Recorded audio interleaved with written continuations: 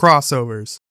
I think we've all experienced a crossover once in our life, be it on TV or in the movies or in comics. I just think there's something instinctively cool about seeing characters from different franchises you love interacting with each other. Stories showing how there are different personalities and sometimes powers can work off each other. And of course, you have them fight at the beginning because characters in crossovers choose violence instead of words. And we need to still settle the age-old debate of who would win in a fight. Godzilla or King Kong? Batman or the Ninja Turtles? Archie or the Predator? What the f? I love the crossover genre and I wanted to share some of my favorites in this video. So I picked out a couple because if I were to go through like every time a Disney show crossed over with each other or a Nickelodeon show crossed over with each other, we'd probably be here for an hour. And even though I want to keep this video pretty short by YouTube standards, dear God, I think I managed to find a couple that really stood out to me, either for being pretty good or really weird. So back in the day, crossovers were mainly when one company would combine their multiple IPs together.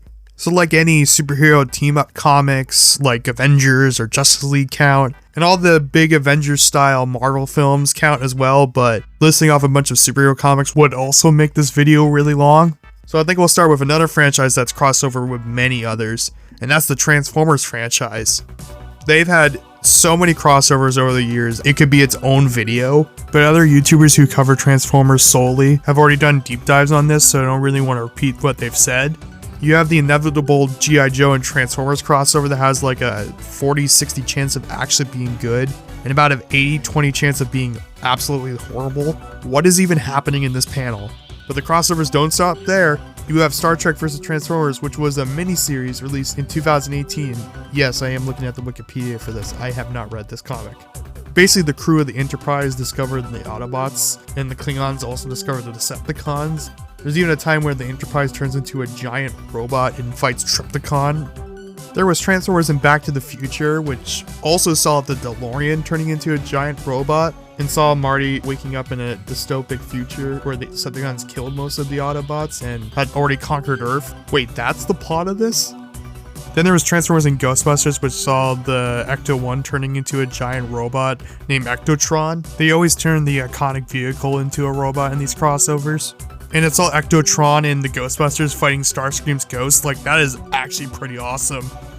And with all of their different crossovers, they always release a figure to go alongside of it, except for the Star Trek one. I actually own the Ecto-1 figure, and he's actually pretty sick.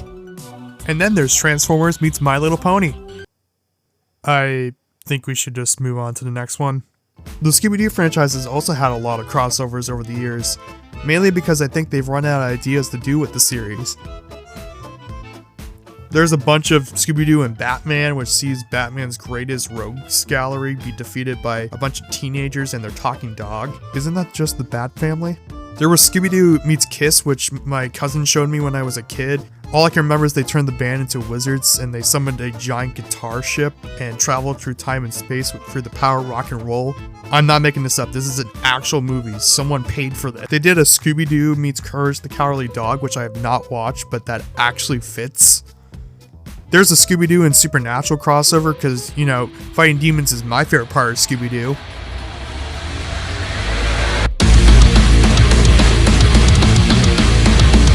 And then there's the historical drama of Scooby-Doo and WWE.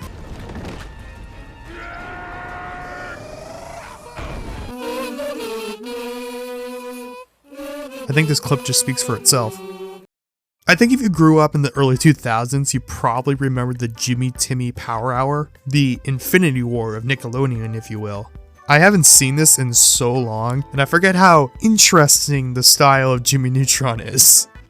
But what was so cool about this crossover is you got to see the different studios translate the others' characters into their own art style, even though they turned Timmy into my new sleep paralysis demon. And what you might have noticed in those last ones is that most of the time they were between two companies that had no involvement with each other. And that's always the greatest type of crossover. It leads to some really cool interactions, and sometimes the weirdest interactions between characters. The earliest example of this I can find is the original 1962 King Kong vs. Godzilla, which saw a giant radioactive lizard of death and destruction fight a giant monkey with lightning powers.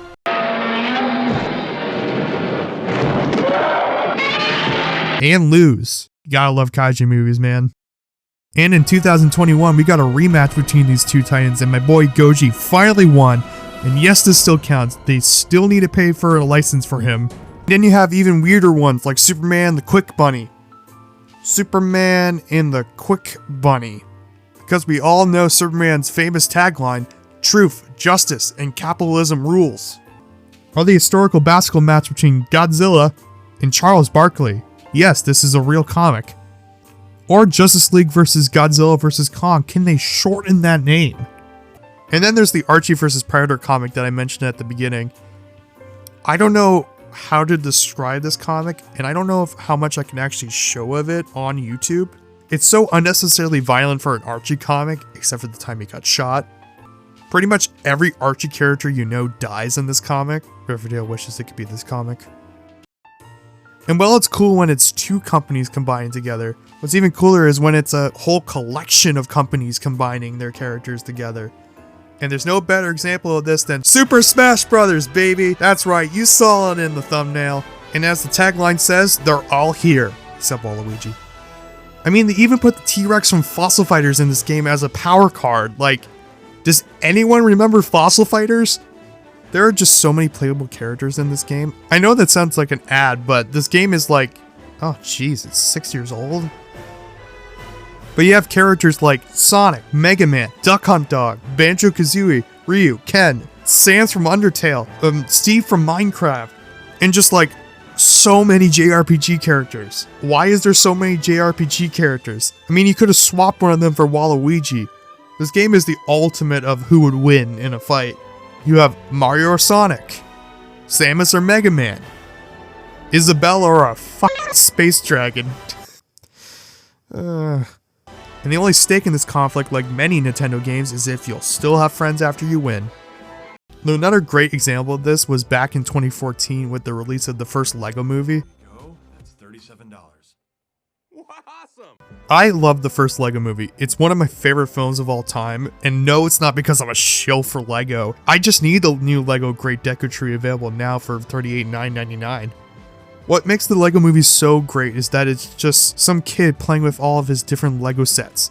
So you get a whole mix and match of different characters like Batman, Superman, Gandalf, the Green Ninja, and Shaq. Y'all ready for this? Oh no, they were ready for that. And yes, this is based off an actual minifigure. And then they did it again in 2017 with the LEGO Batman movie. You know, the movie about Batman, where the final villains were classic movie villains like the Wicked Witch of the West, King Kong, the Kraken, Jaws, Agent Smith, those robots from Doctor Who, and just so many others. And this is the same movie with Condiment King in it. And the Condiment King! Like I said before, there's a lot more crossovers than what I mentioned here, but I think I've talked about all the crossovers I wanted to mention in this video. So if you like this video, think about subscribing, leave a like, hit the bell. Do people still say that? And maybe leave a comment below about maybe a crossover you want me to look further into in the future. Alright, I'll see you in the next video.